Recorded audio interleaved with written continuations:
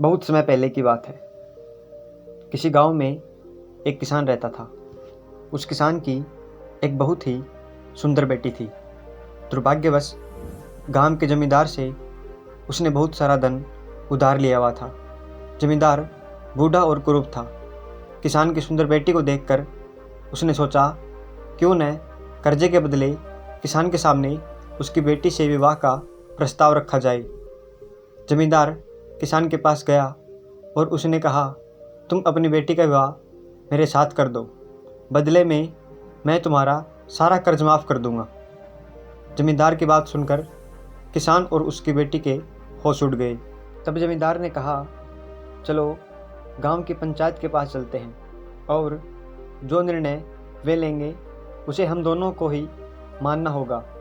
वो सब मिलकर पंचायत के पास गए और उन्हें सब कह सुनाया।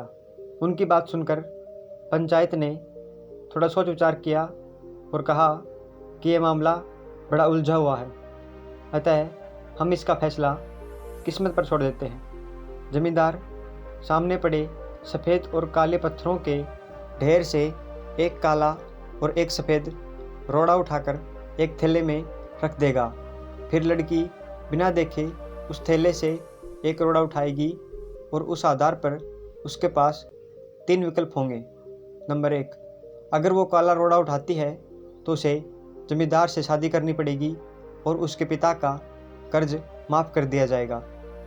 नंबर 2, अगर वो सफ़ेद पत्थर उठाती है तो उसे जमींदार से शादी नहीं करनी पड़ेगी और उसके पिता का कर्ज भी माफ़ कर दिया जाएगा। नंबर 3, अगर लड़की पत्थर उठाने से मना करती है तो उसके पिता को जेल भेज दिया जाएगा। पंचायत के आदेशानुसार जमींदार झुका और उसने 2 रोड़े उठा लिए।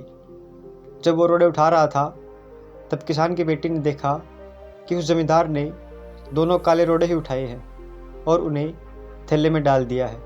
लड़की इस स्थिति से घबराए बिना सोचने लगी कि अब क्या किया जाए।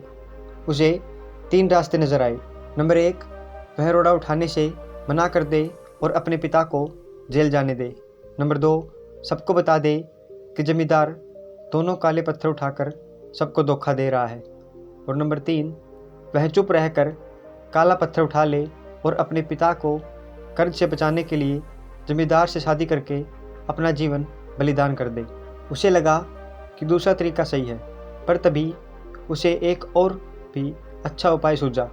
उसने थैले में अपना हाथ डाला और एक रोड़ा अपने हाथ में ले लिया और बिना रोड़े की तरफ देखे उसके हाथ से फिसलने का नाटक किया।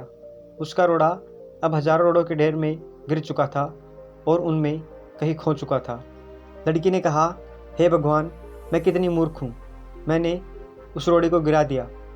लेकिन कोई बात नहीं, आप लोग थैले के अंदर देख लीजिए कौन से रंग का रोड़ा बचा है, तब आपको पता चल जाएगा कि मैंने कौन सा उठाया था जो मेरे हाथ से गिर गया।